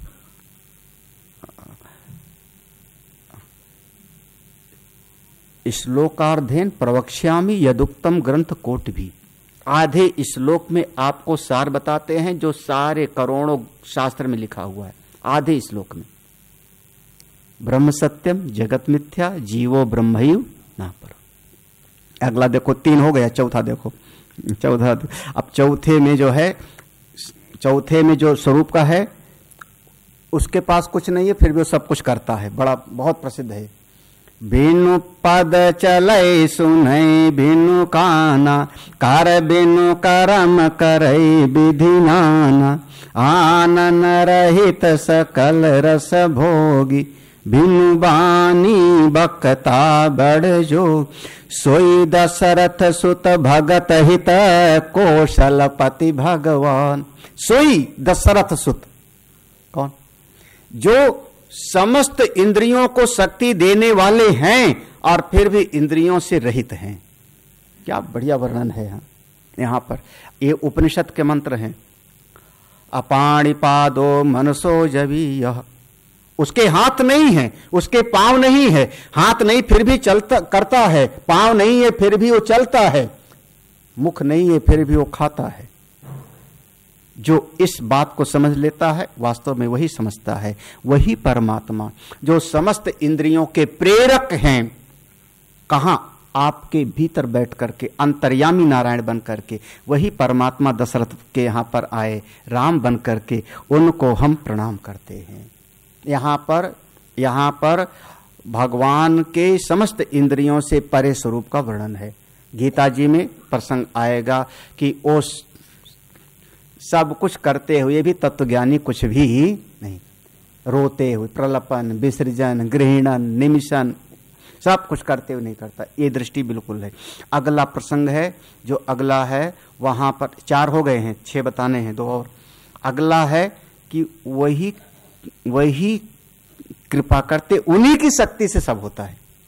भगवान शिव कह रहे हैं उन्हीं की शक्ति से इस जगत में सारी घटनाएं होती हैं। बल्ब प्रकाश दे रहा है, पंखा हवा दे रहा है, माइक हमारी आवाज को बड़ा कर रहा है, किसकी शक्ति से? कहां है बिजली? बिजली दिखाओ ना, प्रकाश मत दिखाओ, पंखा मत दिखाओ कि चल रहा है, बिजली दिखाओ। किसको पता है बिजली? तार मत दिखाना हमको। हाँ, किसी को पता है बिजली? अच्छा, लाल होती है कि पीली? चौकोर की षटकोण? विद्युत उसको आपने देखा नहीं है, उसकी शक्ति से क्रियाएं घटित होती है, उन क्रियाओं को आप देखते हो। विद्युत की शक्ति से बल्ब जल रहा है, मशीनें चलती रहती हैं उसकी शक्ति से, और जब ये काम करता है तो हम कहते हैं विद्युत है, बिजली है, लेकिन हमने उसको देखा नहीं। उसी प्रकार से परमात्मा का स्वरूप आगे, तो किसकी कृपा से सब कर रहे हैं? आप कह सकते हो विद्युत की कृपा से। वो दिखाई नहीं पड़ रहा है, फिर भी उसकी शक्ति से सारा काम, मशीनें अपने आप चल रही। उसी प्रकार से परमात्मा दिखाई नहीं पड़ रहा है, उसकी शक्ति से सब हो रहा है। अरे भगवान शिव कहते हैं उसी की शक्ति से तो मैं जीव को ज्ञान भी देता हूं, मुक्ति भी करता हूं। काशी मरत जंतु अवलोकी, जासु नाम बल करहूं विशोकी, सोई प्रभु मोर चराचर स्वामी, रघुबर सब उरयंतर। देखो ये पांचवी पति, सोई प्रभु, सोई शब्द लगा लेना, सोई शब्द जहां आ रहा है वहीं पर तुरंत उपदेश है। सोई प्रभु, वही परमात्मा मेरे राम हैं। कौन? जो हम सबको शक्ति देते हैं, जिनकी कृपा से, जिनकी शक्ति से काशी में मरने वाले को मैं तारक मंत्र का उपदेश करता हूं, उसको मोक्ष प्रदान कर देता हूं। अभी भी काशी जाओ तो वहां चिताएं जलती रहती हैं, 10-10, 12-12 एक साथ, अभी तक चिता की अग्नि वहां पर हो। जिन आसपास में जहां भी कोई मरता है काशी में लेके आते हैं सब लोग, जो है हमारी भावना है, मेरी अपनी भावना है। हाँ, मानो तो देव, नहीं तो पत्थर। हाँ, हमारी अपनी भावना है। भगवान शिव स्वयं कहते जिसकी शक्ति से, जिनकी कृपा से मैं ऐसा मंत्र बोलता हूं, मुक्त करता हूं, वो परमात्मा। अंतिम बात, अब केवल मेरे लिए नहीं, मुझ पर करुणा ही नहीं है, सारे जगत पर उन्हीं की कृपा है। अब देखो इस सब के लिए क्या कहते हैं, बिबसहु जासु नाम नर काई, जनमया नेक रचित अघदाई, सादर सुमिरन जे नर करही, भव बारिधि गोपत इवत रही, राम सो परमात्मा भवानी, तहाँ भ्रमयति अभिहित तव। राम सो परमात्मा, कौन? राम सो, जो करुणा करके अगर कोई चलते हुए भी, बात करते हुए भी, खाते हुए भी अगर भगवान का नाम बोलता है, उसके मुख से निकलता है, भगवान उस पर करुणा कृपा करके उसका उद्धार कर देते। भाय कुभाय अनख आलस। हमारे महापुरुषों की क्या, हमारे यहां तो देखो बात बात में हमने भगवान के नाम को जोड़ दिया। कोई मिला, आपने प्रणाम क्या किया? राम राम जी, राम राम जी, है ना, वहां से शुरू किया। अच्छा, मर गया तो क्या बोलोगे? राम नाम, नहीं कुछ और बोलो। कोई अगर नाम माने राम को, वो कह दे कि नहीं राम को नहीं मानता, तो वो आपके दादाजी मर गए तो राम नाम सत्य मत बोलो ना, फिर फिर क्यों बोलते हो? पता नहीं क्यों जो है। हाँ? हाँ। आप, हमारे यहां पर महात्माओं की ऐसी कृपा है, हमारे पूरे परिवार में जोड़ दिया है। हाँ। सब राम भला करेंगे, राम जी सबका बेड़ा पर, चिंता मत करो, उनका नाम लेते रहो। बस यहाँ पर पूरा हो जाता है। और अब देखो, शून्य शिव के भ्रम भंजन बचन, मिट गई सब कुतरक कई रचन, भई रघुपति पति प्रीति प्रतीति, दारुण असंभावन। ये जो दारुण असंभावना, हम कल इस पर विचार कर लेंगे। असंभावना रूपी भयंकर दोष दारुण, ये चला गया। पार्वती जी ने प्रणाम किया भगवान शिव को, प्रणाम करके कहती हैं, भगवान आपकी कृपा से, आपके उपदेश से मेरे मन का संशय मिट गया, मैं समझ गई भगवान राम कौन। एक भगवान राम का स्वरूप है, वो सारे जगत के प्रकाशक हैं। जगत दृश्य है, परमात्मा दृष्टा, नंबर एक। दूसरा, वो परमेश्वर सच्चिदानंद हैं, अधिष्ठान है सारे जगत के, जैसे सर्प का अधिष्ठान रस्सी, वो परमात्मा है। तीसरे, वो परमात्मा सारे जगत को प्रेरित करने वाले हैं, उन्हीं की शक्ति से मैं मुक्त करता हूं, सारे जगत पर वो करुणा करने वाले हैं। हे पार्वती, ऐसे भगवान राम हैं। सरल भाषा में मैं कह दूं, भगवान राम का एक स्वरूप है निर्गुण निराकार, जिसको हम कहते हैं ब्रह्म वेदों में। भगवान राम का दूसरा स्वरूप हुआ माया उपहित चेतन, जिसको हम ईश्वर कहते हैं, ईशावास्यम इदम सर्वम्, सारे जगत का संचालन करने वाले। भगवान राम का तीसरा स्वरूप हुआ वही परमेश्वर, जब कभी करुणा करते हैं तो अवतार भी लेते, हम लोगों पर करुणा करने के लिए अवतार ले करते, वो निर्गुण सगुण के रूप में आ जाते हैं। ये भगवान के स्वरूप हैं, जो समझ ले उसका बेड़ा पार। अब पार्वती जी, एक फलश्रुति है इस पूरी गीता के सुनने का फल क्या हुआ। ये वैसे मैं आपको बताऊं, एक हफ्ते का विषय है मेरे लिए। 1.5 घंटे अगर एक हफ्ते का होवे तब मैं थोड़ा अब वो पूरे प्रसंग को हमको जो है एक समेटना पड़ रहा है। फलश्रुति है, ये चौपाई याद होना चाहिए। राम ब्रह्म चिन्मय अविनाशी, सर्वरहित सब उर पुरवासी। राम ब्रह्म चिन्मय अविनाशी, सर्वरहित सब उर पुरव। ये पार्वती जी का वचन है, ये शंकर जी का। भगवान जैसे कोई अध्यापक पढ़ाता है तो पूछता है, क्या समझा तुमने? तो पार्वती जी ने उत्तर दिया है, मैं समझ गई, राम ब्रह्म चिन्मय अविनाशी। राम कौन? वो परब्रह्म है, चिन्मय चेतन स्वरूप है, अविनाशी माने जिनका ना जन्म है और ना ही मृत्यु, अविनाशी है वो परमात्मा। कहां रहते हैं? बोले सर्व उर्पुर, सभी के हृदय में रहते हैं और कहीं भी नहीं रहते। हाँ, सब जगह हैं और कहीं। जो इस बात को समझता है वही समझता है। आगे का प्रसंग हम लोग कल समझेंगे। बस इतना तो है कि आप लोग थोड़ा बहुत समझो कि अपना अध्यात्म रामचरितमानस बहुत हल्का नहीं है। ज्यादातर रामायण की कथा हो रही तो राम जी जंगल में जा रहे हैं, शूर्पणखा आ गई, यही सुनने के लिए लोग। रामायण, इसमें जितना आप डूबोगे उतना ही आनंद होगा। शिव गीता का प्रसंग यहां पर पूरा होता है। कल हमारा लक्ष्मण गीता अयोध्या कांड में गंगा जी के तट पर कल हम लोग रहते हैं। आज यहाँ पर बोलिए सच्चिदानंद भगवान की। ओम पूर्णमदः पूर्णमिदं पूर्णात् पूर्णमुदच्यते पूर्णस्य पूर्णमादाय पूर्णमेवावशिष्यते। ओम शांति शांति शांति।